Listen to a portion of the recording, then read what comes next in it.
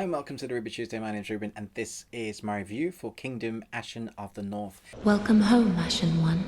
If you're like me, you've been eagerly awaiting season 3 of Kingdom, only we've been waiting for so very long, and you could be excused for thinking, oh, we're never going to get a season 3. And then Netflix comes in with, hey, here's a Kingdom movie, kind of. It's a TV special episode. It came out of nowhere, seemingly, but I'm here to talk about it and let you know if it's any good. This is a non-spoiler review for the majority of this review, and then at the end, I will talk about the ending of the film and do a kind of spoiler bit, but I'll let you know. For now, do give me a thumbs up, do subscribe as well. It does really help the channel analytics, but let's jump into it. Tragedy, betrayal, and a mysterious discovery fuel a woman's vengeance for the loss of her tribe and family in this special episode of Kingdom. Kingdom of the North is an hour and a half long, and it's a slow burner. You might want to switch off in the first half an hour if you expect it to be just zombie action and just going for it right at the beginning. That is not this film. The first half of this film is building of the characters, placing you in the situation, explaining once again who is upset with who and whose borders you're allowed to cross and when. There's all this politics that kind of goes into the first story, but really we're following this young girl's life story, Ashin, and it's very interesting to see how they build this character, because had the film started where the vengeance story kind of starts, we wouldn't really care about it. But they spend half the film building up the vengeance story, which when you get to the action, when you get to the moments with the kind of ghoul zombies that you're expecting, because we know the laws changed somewhat by the end of season 1 and season 2, we had some of the law change and the rules change with what these zombie ghouls can do. And so now we're coming into this going, okay, do those same rules apply?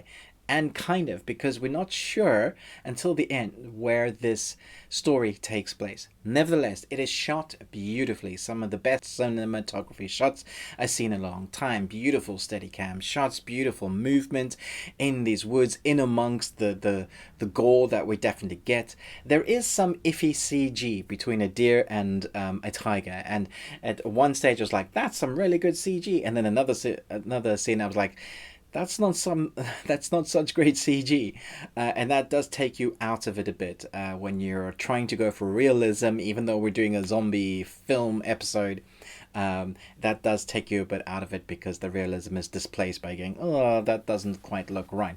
But what they do with the zombie tiger is less is more, and that quite works. You see a little bit fast shots, and I was like, okay, cool.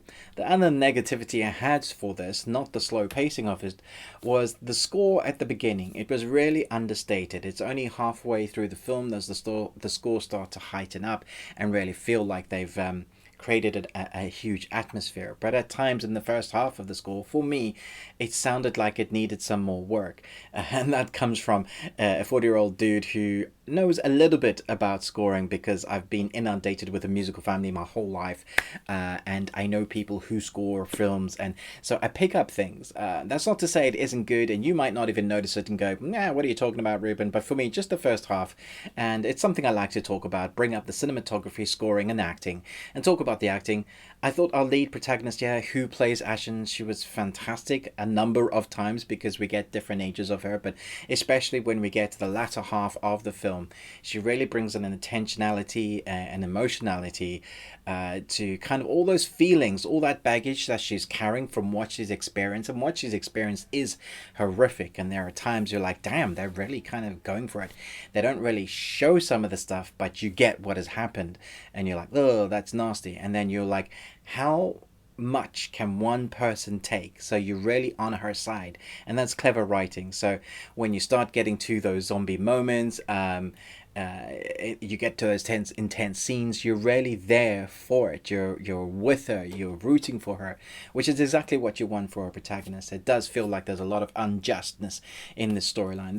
The politics kind of takes a step backwards behind the story of this the protagonist that we're following with Ashin, and you're rooting for her. So although the politics is still there and the sets are mammoth and look great, you're still following her. I do feel like I prefer the series. I would have preferred probably episodes for a story like this. I think they totally could have done it. It feels like there's a lot more there that could have been done with it.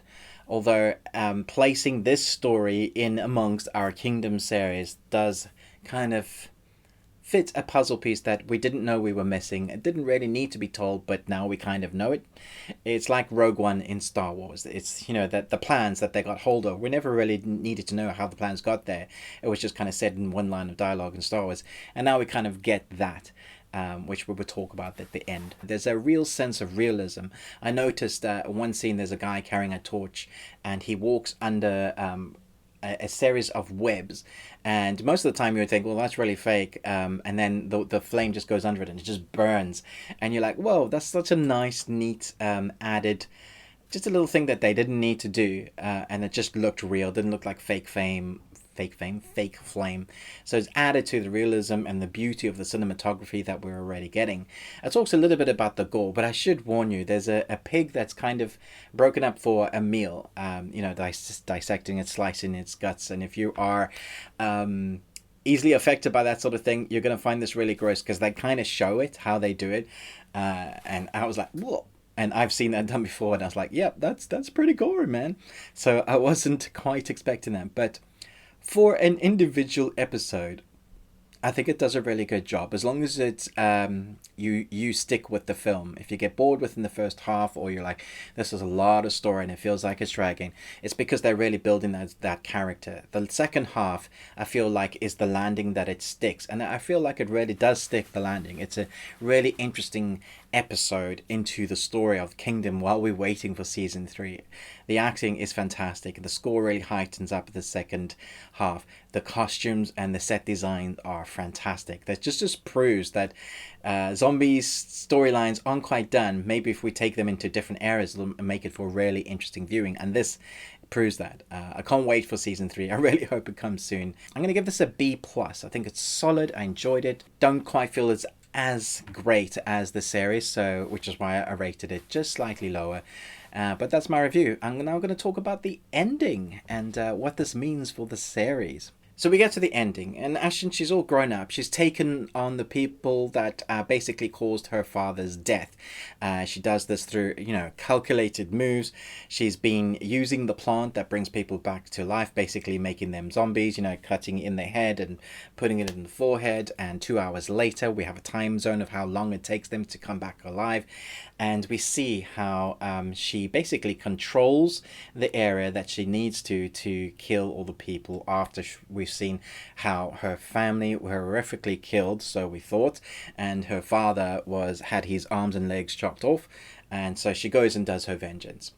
But then we see Physician Lee that we see at the beginning of season 1, who has to deal with the initial outbreak. And he is the one that takes the plant, now that we know that, because she gives him the plant saying, yes, he will come back to alive. The dead body will resurrect. And so we see where the time zone is. It must have been before this, and this is basically starting all of those events. And if you thought it was contained to that bit, and if you managed to kill those zombies, you might have been like, oh, okay, cool. So if they managed to kill all of those, although it still seems to be spreading throughout season 1 and 2, the human race may stand a chance.